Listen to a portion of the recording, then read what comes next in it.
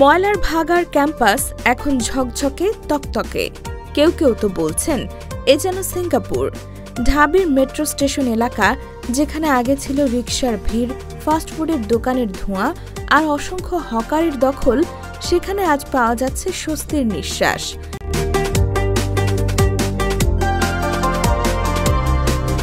পরিবর্তনের এই দৃশ্যপট জন্ম দিয়েছে বহুদিনের অস্বস্তিকে ভুলে যাওয়ার আশা। ৯ সেপ্টেম্বর ডাকসু নির্বাচন অনুষ্ঠিত হওয়ার পরে নতুন নেতৃত্বের উদ্যোগে শুরু হয়েছে একের পর এক দৃশ্যমান পরিবর্তন। সর্বশেষ সমাজসেবা সম্পাদক এবি জুবায়ের এবং কার্যনির্বাহী সদস্য সর্বমিত্র চাকমার নেতৃত্বে পরিচালিত হয় ভবঘুরে ও হকার উচ্ছেদ অভিযান।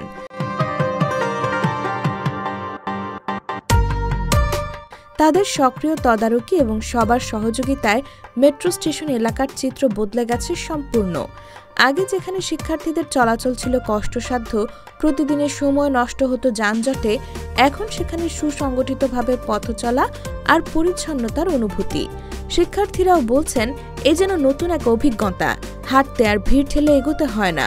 অস্বস্তিকর পরিবেশের পরিবর্তে তৈরি হয়েছে একটি নিরাপদ, শৃঙ্খলাপূর্ণ ক্যাম্পাসের আবহ। ডাকসু নেতারা জানিয়েছেন, নিরাপদ ও সুশৃঙ্খল ক্যাম্পাস গঠনের লক্ষ্যে এ ধরনের অভিযান ভবিষ্যতেও চলমান থাকবে। তাদের বিশ্বাস, পরিবর্তন তখনই স্থায়ী হবে যখন ক্যাম্পাসের প্রতিটি মানুষ এই উদ্যোগ নিজের অংশ হিসেবে ভাববে।